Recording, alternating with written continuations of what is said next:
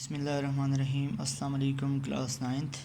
आज आपका unit 4 start हो रहा है। Turning effect of forces. इस चैप्टर में हम ये हमारा टॉपिक होगा टर्निंग इफ़ेक्ट ऑफ फोर्सेस।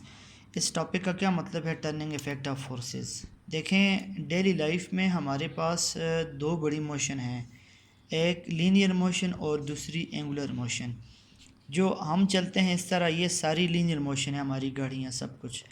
इसके बरक्स जो हमारे फ़ैन की मोशन देखें आप, टायर की मोशन देखें आप, इवन अर्थ की मोशन देखें, रोटेशनल है, एंगुलर है। तो ये दो बड़ी मोशन की टाइप हैं। देखें, आपने काइनेमेटिक्स और डायनेमिक्स के बारे में, दोनों के बारे में अलग अलग पढ़ा है। काइनेमेटिक्स फ़िज़िक्स की वो ब्रांच है जो मोशन के साथ डील करती है, और जो डायनेमिक्स है वो भी मोशन के साथ डील करती है। फ़र्क ये था कि काइनेमेटिक में हम काज नहीं स्टडी करते थे, यानी फोर्स सिर्फ मोशन के बारे में हम रिस्ट्रिक्टेड थे, उसकी जो काज यानी फोर्स है, फोर्स के बारे में हम नहीं पढ़ते थे। और दूसरी जो हमारे पास डायनेमिक्स थी, उसमें हमने फोर्सेस के बारे में कुछ बेसिक पढ़ा है। अब ये जो हमारे पास टर्निंग इफ़ेक्ट ऑफ फोर्सेस हैं, इसको आप कह लें एंगुलर फोर्सेस। आपने टार्क के बारे में लास्ट चैप्टर में पढ़ा है, टार्क कैसे रोटेशन प्रोड्यूस करती है। तो बेसिकली लीनियर मोशन में हमारे पास फोर्स होती है और एंगुलर मोशन में हमारे पास टार्क होती है। ये बुनियादी फ़र्क है। और टार्क टार्क जो है वो टर्निंग इफ़ेक्ट ऑफ फोर्सेस को हम कहते हैं अक्सर। तो क्लास ये तो मैंने आपको ज़रा सी बहस समझाई कि हमें एंगुलर फोर्सेस के साथ भी डील करना है, क्योंकि एंगुलर मोशन एक बहुत इंपॉर्टेंट है। सन के इर्द गिर्द जो अर्थ की मोशन है, अर्थ के इर्द गिर्द जो मून की मोशन है, सैटेलाइट की मोशन आप देख लें। इसी तरीके से आप एरोप्लेन की मोशन भी 2 डायमेंशनल मोशन है, और दीगर जो सर्कुलर मोशन है, जो डेली लाइफ पर आप लोग जो देखते हैं, ये तमाम इस चीज़ का तकाज़ा करती हैं कि इस टॉपिक को समझा जाए और एंगुलर मोशन के बारे में ना सिर्फ पढ़ा जाए, बल्कि एंगुलर मोशन की जो काज है, एंगुलर फोर्सेस, जिसको हम टर्निंग इफ़ेक्ट ऑफ फोर्सेस कहते हैं, उनके बारे में भी स्टडी बहुत ज़रूरी है।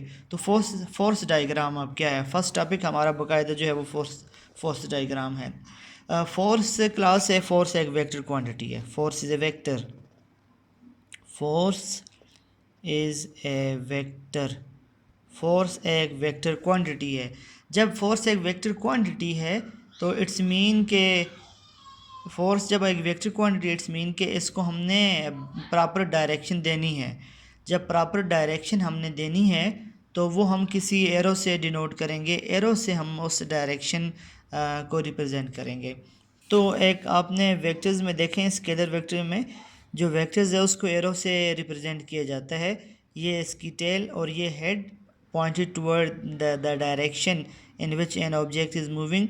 तो ये एरो उस डायरेक्शन को रिप्रेजेंट करती है। तो ये एक वेक्टर की फॉर्म है। तो हम जो वेक्टर्स हैं उनको एरो से रिप्रेजेंट करते हैं। अब फोर्स डायग्राम में हम बेसिकली क्या शो करना चाहते हैं, जैसा कि हाँ, हमारे पास ये एक बुक इस वक्त टेबल पर मौजूद है। अब देखें, ये जो बुक है, इसका जो जो इसका वेट है वो डाउनवर्ड डायरेक्शन में है। इस बुक की जो नॉर्मल फोर्स है वो अपवर्ड डायरेक्शन में है। तो वेट डाउनवर्ड डायरेक्शन में है, और जो नॉर्मल फोर्स है वो अपवर्ड डायरेक्शन में है। अगर हम अब देखें, ये इस वक्त स्टेट ऑफ रेस्ट पर है, ये ना अपवर्ड मूव कर रही है ना डाउनवर्ड मूव कर रही है, क्योंकि अगर अपवर्ड मूव करना चाहे तो वेट ने इसको डाउनवर्ड रखा हुआ है, और अगर डाउनवर्ड मूव करना चाहे तो इसको टेंशन ने, जो इसकी नॉर्मल फोर्स है टेबल की, उसने अपवर्ड मूव किया हुआ है। तो क्लास इसी तरह अगर हम इसको टेबल पर ऐसे ड्रा करें कि ये हमारे पास एक टेबल है और इस पर एक बुक पड़ी हुई है।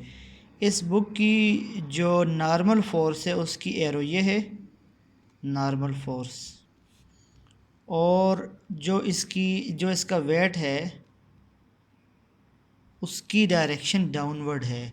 वेट डाउनवर्ड एक्ट कर रहा है और नॉर्मल फोर्स अपवर्ड एक्ट कर रही है। ये बेसिकली है फोर्स डायग्राम। यानी वेट को आपने रिप्रेजेंट किया, इसको अक्सर डॉट से भी रिप्रेजेंट करते हैं। ये हमारे पास टेबल है, ये डॉट है, ठीक है। डॉट कोई भी ऑब्जेक्ट है, इसका वेट ये डाउनवर्ड डायरेक्शन में है और जो इसकी नॉर्मल फोर्स है ये अपवर्ड डायरेक्शन में है, ये हमारे पास, जिसको अक्सर हम टेंशन फोर्स भी कहते हैं। तो ये बेसिकली फोर्स डायग्राम है जिसको हम टर्निंग इफ़ेक्ट ऑफ फोर्सेस में स्टडी करते हैं। इसके साथ हम जो भी मुख्तलिफ, अब फ़ैन है, अब फ़ैन को देख लें। फ़ैन अगर एक हैंग है, अब देखें इस वक्त ये एक ऑब्जेक्ट है, इसकी जो टेंशन फोर्स है वो अपवर्ड है, ये इसकी टेंशन फोर्स अपवर्ड डायरेक्शन में है और इसका जो वेट है वो डाउनवर्ड डायरेक्शन में है। तो वेट ने ऑब्जेक्ट को डाउनवर्ड डायरेक्शन में रखा हुआ है, टेंशन ने अपवर्ड डायरेक्शन में रखा हुआ है, आपस में ऐसे बैलेंस किया हुआ है। इसी तरीके से अगर कोई आप हाथ में कोई चीज़ उठाएं तो उस वक्त भी आप जो अपवर्ड फोर्स आप उसको सहारा दे रहे हैं वो टेंशन की फोर्स है और जो डाउनवर्ड वो एक्ट कर रहा है वो उसका वेट है।